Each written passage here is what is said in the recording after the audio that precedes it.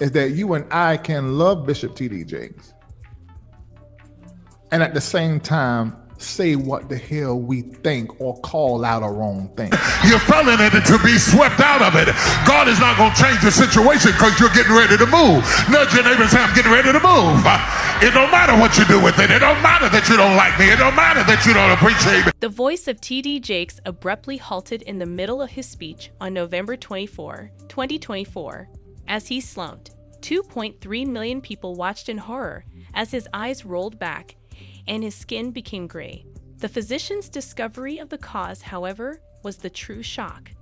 The little-known tale of Bishop Jakes' struggle for survival and his image is now emerging as a $100 million lawsuit threatens his business and ominous rumors circulate online. On June 9, 1957, T.D. Jakes was born in South Charleston, West Virginia. He grew up in a tiny, close-knit household with his parents, Ernest and Odith Jakes. Out of the 3 children, T.D. was the youngest. His father put forth a lot of effort and established a cleaning company that had over 40 employees. He cleaned grocery shops and the Capitol building in West Virginia. His mother taught sewing and cooking, among other household skills. She made sure all of her kids learned these concepts, and they helped T.D. a lot in the future. T.D.'s family resided in the segregated town of Vandalia when he was a little lad. Racial tensions made the 1960s a difficult decade, but the Jakes house was constantly bustling with learning and action. Life seemed to be going as usual, but when T.D. was only 10 years old, everything changed. His father had severe renal illness. T.D. assisted in caring for him for the following 6 years. Although it was a difficult period for the family, T.D. learned a lot about compassion and suffering from it. During this period, he often remained in his room and preached to his stuffed animals as if they were a large congregation at church. Because he always had a Bible with him and enjoyed discussing God, he was known as Bible Boy. Even as a child, T.D. had a strong curiosity in God. He once discovered that although it seems to be still, the earth is always in motion when traveling with his father. He was moved by this and began to consider how God sometimes works in ways that are invisible to us. However, T.D.'s journey wasn't flawless. He had a period as a youth during which he lost his religion. When he began performing gospel songs at a celebration one evening, a significant event occurred. He fled the home because he felt the Holy Spirit so intensely. He was reminded of his mission and brought back to God at that time. After years of fighting renal illness, T.D.'s father died when he was 16 years old. For him, it was devastating. He became irritated and perplexed and began to doubt God. He had to look after his family at the same time. Just 2 months before graduating from high school, T.D. left to care for his mother when she became ill. Life was difficult, but he persisted. He became stronger and more sensitive to the suffering of others as a result of this difficult period. He felt compelled to become a pastor during this trying time. He had uncertainties and was still in pain, but he knew that this was what God intended him to do. T.D. made a significant move at the age of 23 by founding his first church. With just 10 members, it was a modest shop in Montgomery, West Virginia. The Greater Emmanuel Temple of Faith is what he termed it. Life wasn't easy back then. T.D. supported his family and the church by working during the day at a chemical company, working as a DJ at a Christian radio station. His wife, Sarita, also provided a great deal of assistance. Despite having little money, they managed to make it work. Their church was modest and uncomplicated. Even T.D. himself played the piano for the choir.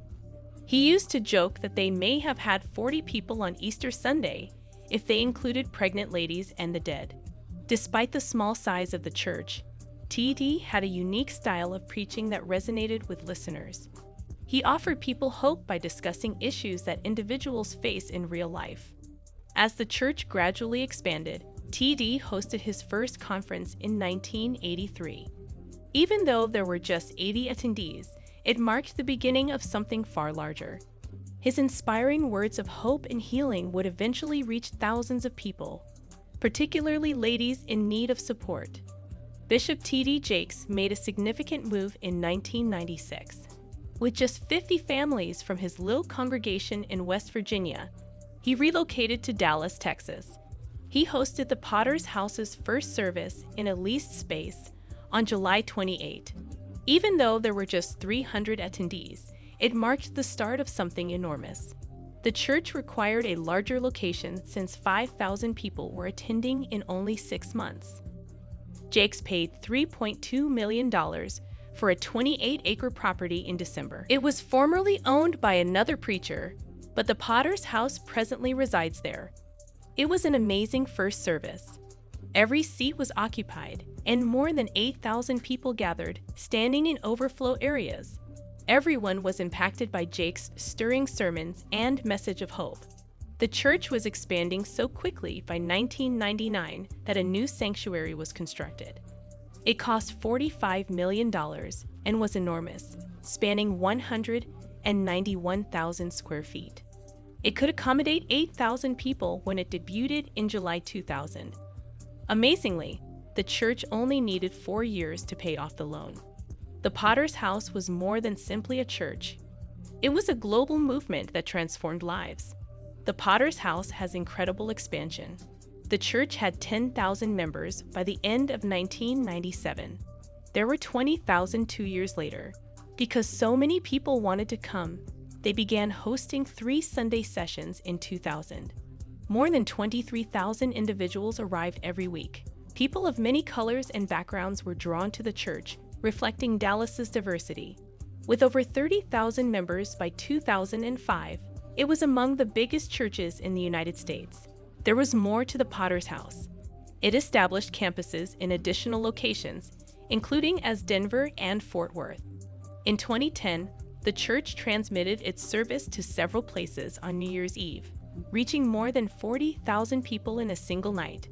By 2020, the church had campuses all throughout the United States, and 32,000 people attended on average each week. It rose to prominence as one of the nation's most significant churches. In addition to growing the church, T.D. Jakes went on to become a best-selling author and filmmaker. Woman, Thou Art Loosed, his first novel, was published in 1993. It spent 75 weeks on bestseller lists and sold over 3 million copies. After becoming well-known as a writer thanks to that novel, Jakes published more than 40 books and sold over 20 million copies. On significant bestseller lists, a few of his works have peaked at number 1. He made a movie out of Woman, Thou Art, Loosed in 2004, and it brought in $6.8 million at the box office. Other films produced by his production business, TDJ Enterprises, including Jumping the Broom and Heaven is for Real, both of which brought in over $100 million globally. Additionally, Jakes had a television show called Potter's Touch that was seen by millions of people worldwide. He even started a chat show of his own in 2016, and he subsequently collaborated with Amazon to develop a streaming channel for his sermons and other material. Jake has also established strong groups. TD beginning in 1995, Jake's ministries gained notoriety for gatherings like Woman Thou Art Loosed, which expanded into a sizable convention. In 2004, the Atlanta event drew more than 52,000 attendees. MegaFest, another event, increased local economy and attracted over 100,000 people. His firm, TDJ Enterprises, expanded into a multi-division enterprise that now includes real estate, music, movies, and books. The business revealed a $150 million real estate project in Atlanta in 2022. TDJ Enterprises was making more than $500 million annually by 2023. Time magazine named T.D. Jakes the finest preacher in America in 2001. This was a significant event. The piece was published just after the 9/11 attacks, when the country was in dire need of optimism. Jakes was commended by Time for his healing message and ability to connect with people. Jakes' books sold more copies, his TV viewership expanded, and his fame increased as a result of the cover story. Beyond his role as a preacher, T.D. Jakes has accomplished a great deal. Presidents George W. Bush, Barack Obama, and Donald Trump have all consulted him. His leadership at the morning prayer session for Barack Obama's inauguration on January 20, 2009, was a significant event. Obama became the first Black president of the United States, making this a historic day. Jakes continued after that. He has collaborated with foreign leaders such as King Abdullah of Jordan, President Rawlings of Ghana, and President Obasanjo of Nigeria. He was present when Pope Francis visited the United States in 2015 and at a White House luncheon for African leaders in 2014. This demonstrates how Jakes affects the world and ties politics and spirituality together. Jakes founded Conversations with America in 2015, focusing on important topics including criminal justice reform and racial inequity. In a 2016 live forum, he discussed these concepts with Chris Matthews of MSNBC. Numerous prominent individuals, such as journalists and members of Congress, attended this event, which was broadcast live to an audience of more than 1 million people. This demonstrates how Jakes solves practical issues by fusing action with spiritual leadership. Jakes is well known in Hollywood as well. His producing business has produced films that have brought in over $500 million globally. Jumping the Broom, which was one of his blockbusters and the year's top comedy, was released in 2011. Another was Jennifer Garner's 2016 film Miracles from Heaven. These films demonstrated that religious tales may be popular forms of entertainment. Even though it was brief, Jakes' 2016 talk show demonstrated his desire to reach a wider audience. Jakes is more than simply a filmmaker.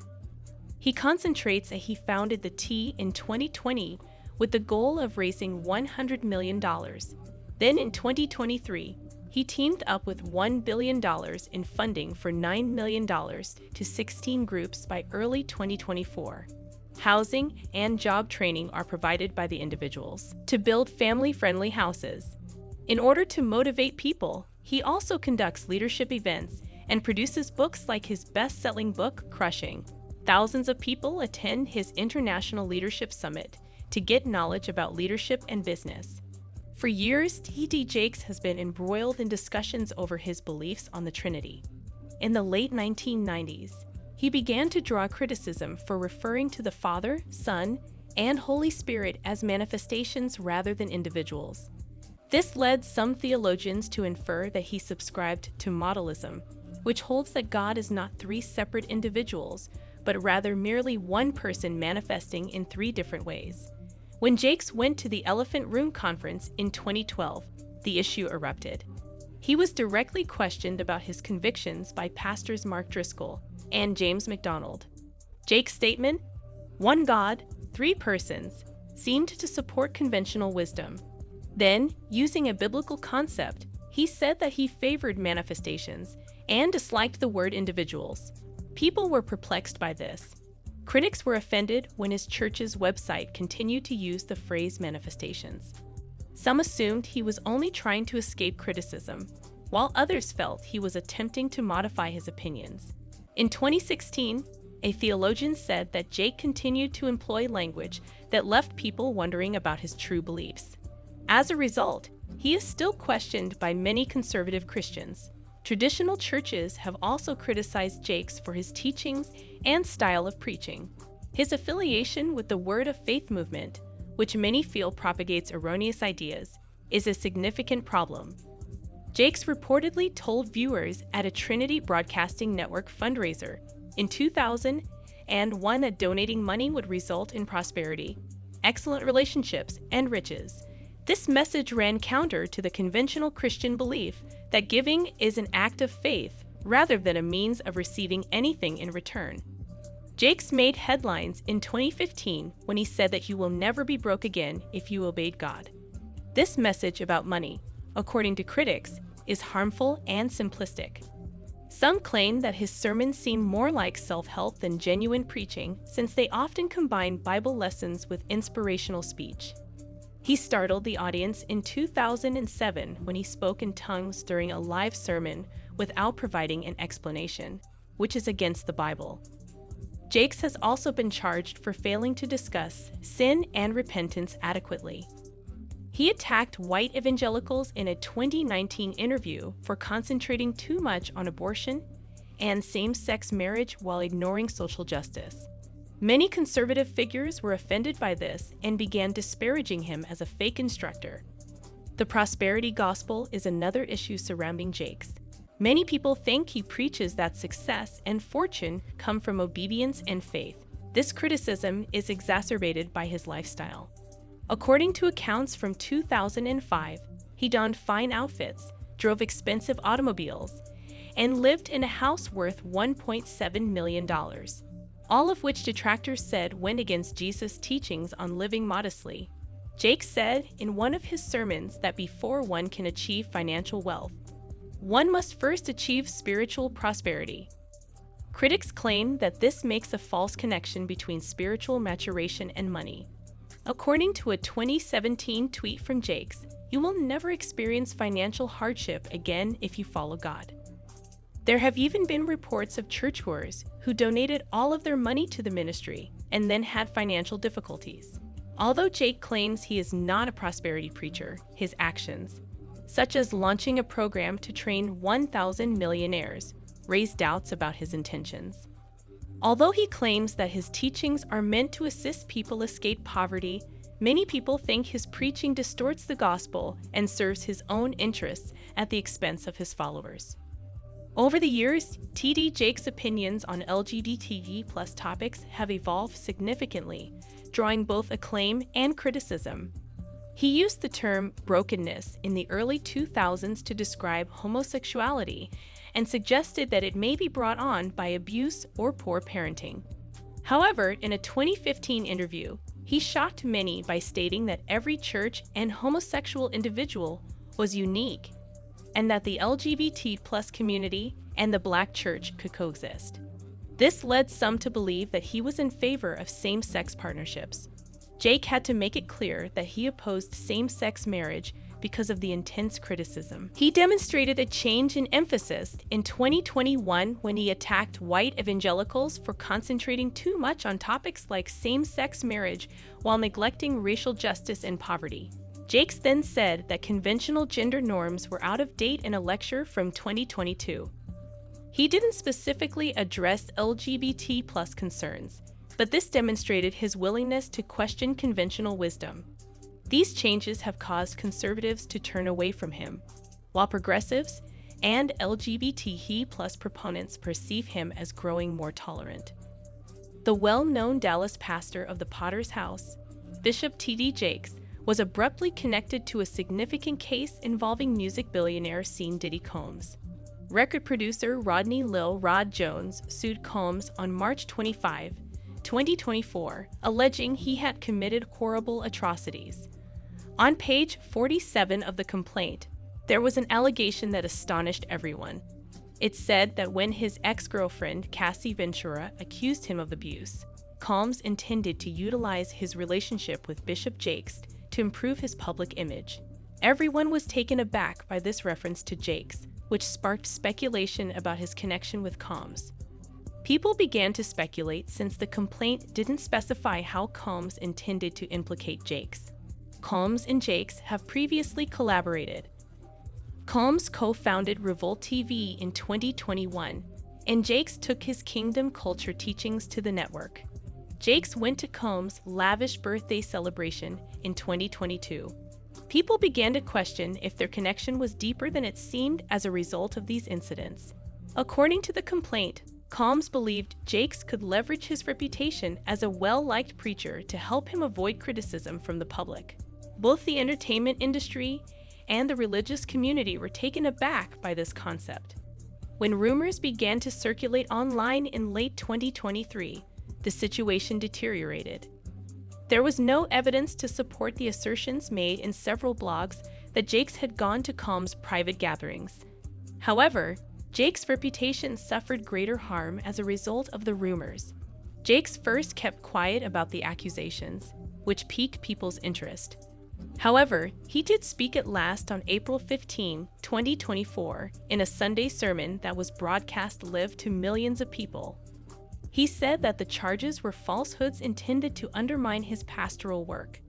Jakes denied any involvement in Combs' alleged misdeeds to his church. He vowed to defend his ministry and referred to the accusations as an assault.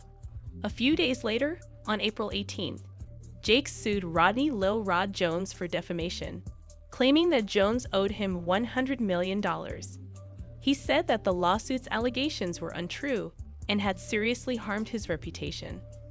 Additionally, Jakes targeted YouTube accounts that were circulating false information about him.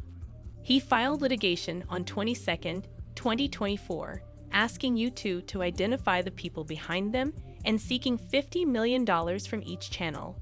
He thought these networks were fabricating articles about him using artificial intelligence. Jakes continued after that. He established an independent board of reputable leaders and legal professionals to look into the claims in order to demonstrate that he had nothing to conceal. He allowed them complete access to his personal papers and church documents. Jakes even underwent a lie detector exam to demonstrate his honesty, and on July 15, 2024, the findings were released to the public. He also instituted new policies, such as annual background checks for key executives, and made the church's financial records publicly available. Bishop T.D. Jakes was speaking to a large gathering at the Potter's House in Dallas on November 24, 2024. More than 2.3 million people watched online, while more than 12,000 individuals attended in person. An hour or so had passed since he finished his sermon, Strength and Weakness.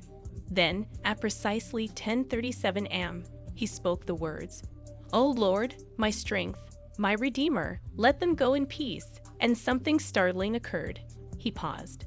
The whole church was silent as the microphone dropped out of his hand and struck the floor with a thunderous boom. Jake began to tremble violently. His towering, normally vivacious body was shaking. His complexion became gray, and his eyes rolled back. Every detail was captured on camera, and he gasped for air for over a minute. The assembly was stunned. Loud prayers were heard, and some people even started speaking in tongues. Panic spread quickly. The tension caused 3 senior members to faint. The fact that this occurred on the day that Potter's House was established 28 years before just made it more terrible. It turned what should have been a day of celebration into one of terror. Quick action was taken by the church. In a matter of seconds, cardiologist Dr. Maria Stevenson, who was seated in the front row, hurried over to Jakes. She began to yell directions and check his pulse. Security Chief Marcus Washington promptly triggered Operation Shepherd's staff, the church's emergency plan. In order to create place for assistance, 3,000 individuals were swiftly removed from the refuge. In less than 30 seconds, usher Sarah Martinez dashed through the throng to get the AED. It took 4 minutes for paramedics to arrive. They got to work quickly, stabilizing Jake's condition with an IV and emergency medicines. An important factor was the church's helipad, which had just been put in a year and a half before. Soon later, a chopper came and took Jake to Methodist Dallas Medical Center. Although the trip lasted just 7 minutes, to those who watched, every second seemed to drag on forever. Jake had a lengthy 9-hour operation at the hospital. He recovered quite quickly. He had 3 more surgeries and required 47 units of blood. He spent 17 days in the intensive care unit, receiving round-the-clock nursing care. Jakes made his first public appearance in a video call to his congregation on December 18th, a mere 24 days after the tragedy. His point was succinct yet impactful.